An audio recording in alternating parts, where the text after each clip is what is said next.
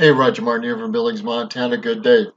Boom, this world is changing, and Hong Kong is feeling the pressure from China, and the young people are leading the way and fighting back because it's their future. Hundreds of thousands are fighting on this, but it's not just the young people, professionals and other people, lawyers and other people. 因為呢條條例對香港嘅傷害係非常之大嘅。Harmful to wrong for Hong Kong. Well, why? Because of the murder that happened and the things that went on.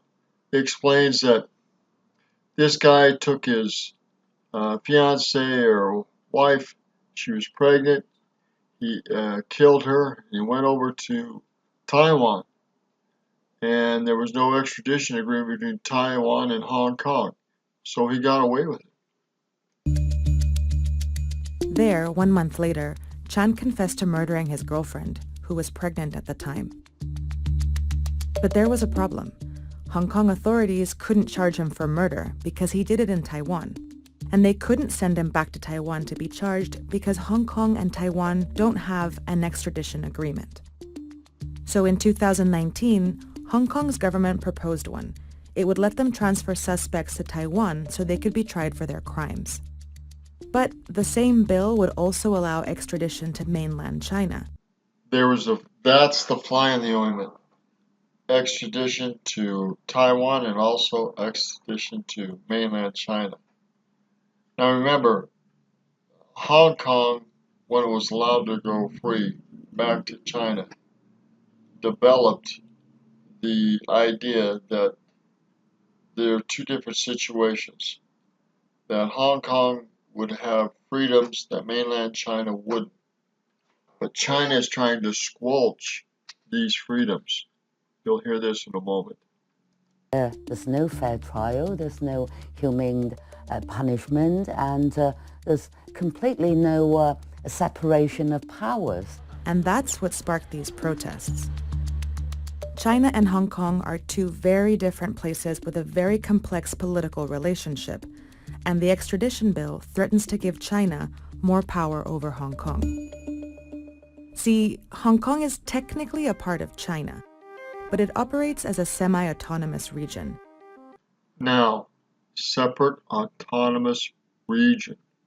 China's getting increasing pressure put on it by tariffs from Trump, by Taiwan, by Hong Kong, and even a little from, of all places, Mongolia, and probably Russia as well.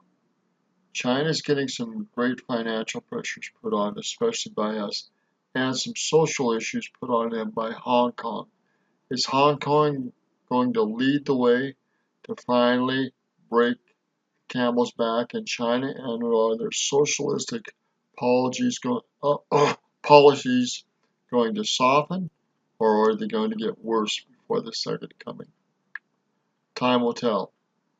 Began in the late 1800s, when China lost a series of wars to Britain and ended up ceding Hong Kong for a period of 99 years. Hong Kong remained a British colony until 1997, when Britain gave it back to China under a special agreement. It was called One Country, Two Systems. Now listen to this. This is what mainstream media is not talking about. We're fighting so many things in the United States and in the world. We want real freedom of the press. We want real truth and information to come out. We want the legal system to be across the board. In so many countries, even in the United States, there are two legal systems, one for the elite and money and powerful, and one for the common people. This is wrong. And maybe it's always been that way, I don't know, but people are fighting back, and war is going on in so many countries, resistance, and people want a level playing field. Will they get it before Christ comes? I doubt it. But people's hearts are moving toward this, and when Christ comes and when the wicked are consumed, they'll have it. It made Hong Kong a part of China, but it also said that Hong Kong would retain a high degree of autonomy, as well as democratic. Now listen to this, a high degree of autonomy. Listen to this. Freedoms, like the right to vote, freedom of speech, freedom of the press, of assembly. And that Freedom of assembly, of association and of assembly. China says they're going to send armies in and squash this. But I believe it's going to blow up in their face. I think this is going to affect even mainland China, and this is going to get very challenging for China. made Hong Kong very different from mainland China, which is authoritarian. Citizens there don't have the same freedoms. Its legal system is often used to arrest, punish, and silence people who speak out against the state. But according to the agreement, one country, two systems wouldn't last forever. In 2047, Hong Kong is expected to fully become a part of China. 2047. Well, look, you'll just do 2020 and do the math. That's 27 years. So the young people will be fully into their professions at that time, and they've got a lot to lose in 27 years. A lot. So they're fighting now so they can have their future.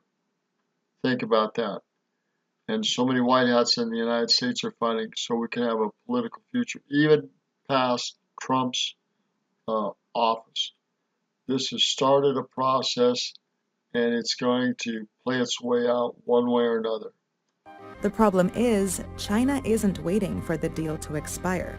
Under the rule of Chinese leader Xi Jinping, pro-democracy leaders have already been arrested in Hong Kong, and mysterious abductions of booksellers have created a threat to free speech.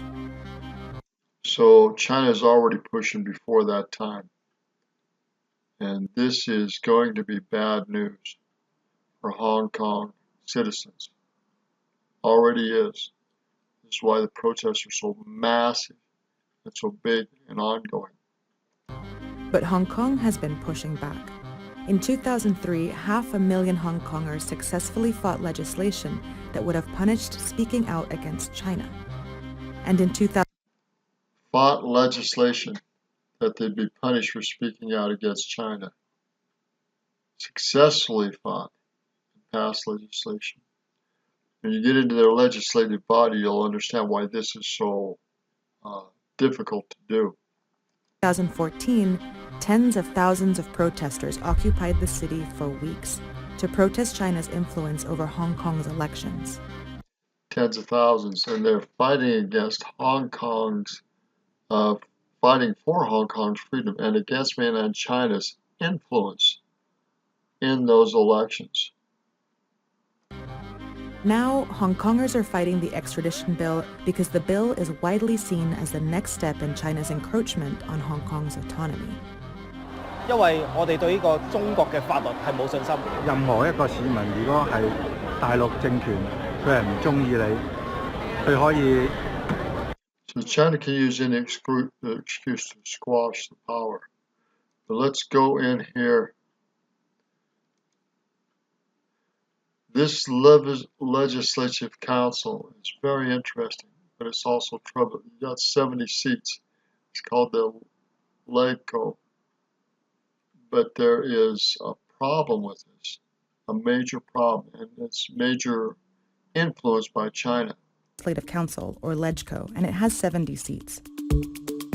Within this system, Hong Kong has many political parties, but they are mostly either pro-democracy or pro-China.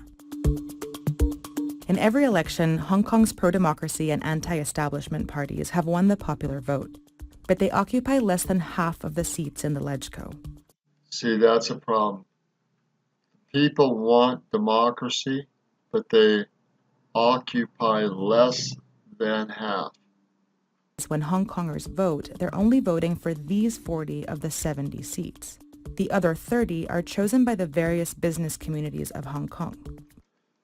So they're voting for 40, and 30 is the business representations. But these business representations are pro-China so very often. They've been paid off and pushed towards China policies, which is a big problem. For example, one seat belongs to the finance industry, one seat belongs to the medical industry, one belongs to the insurance industry, and so on. Many of these 30 seats are voted on by corporations. And because big business has an incentive to be friendly with China, those seats are dominated by pro-China political parties. When Hong Kong was handed over to China in 1997, Hong Kong and China made an agreement that eventually all members of the council would be elected by the people. But that never happened. That's the other problem. All these would be elected by the people, but it never happened. And this is why they're fighting so vehemently, because this never happened. Let's go back here and listen to this. China made an agreement that eventually all members of the council would be elected by the people. But that never happened, and ever since the handoff, pro-China parties have controlled the LegCo, despite having never won more than 50% of the popular vote. The way it's structured, they want to make sure that the executive branch can have easy control over it, and that would serve Beijing very well indeed. Within this unique structure, the extradition bill has created new tensions and fueled anger among pro-democracy politicians, and it's driven hundreds of thousands of Hong Kongers into the streets. 其实民主的基础本来就是建立在人民上，所以大家都走出来，那你还能不重视这个事件吗？ They're fighting for the future because of all this. She says they won't be around anymore, but the young people will be.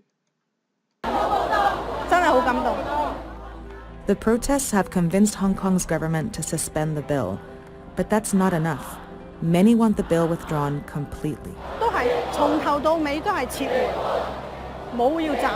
That's because these protests are also part of a larger fight to push back against China's encroachment now, not just when time's up. 其實唔使2047年啦，我話俾你聽。其實你而家見到。 See, mainland government is already pushing their agenda. We don't want to wait to 2047. Can you blame them? Alright, I'll give you the whole video. This is pretty powerful stuff. These things are going on worldwide. People are fighting for their rights. 大陸政府其實一路已經將嗰條線推前，所以大家只係想為自己原本擁有嘅權利去出嚟遊行咯。We're fighting for the rights we already have. We still have a chance to make a difference. God help them, and may they be victorious. May they not be crushed by a powerful military hand of China. There may have to be some serious bloodshed, but I think this is going to affect China in more ways than they currently know or understand. And I believe it's going to get back into mainland China, one way or another. Is this the hand of God pushing China towards a more democratic, socialistic government? I hope so. We'll find out in the years to come. Good day. It's Roger Martin from Billings, Montana. Pray for the freedom fighters around the world. In Jesus Christ's name, amen.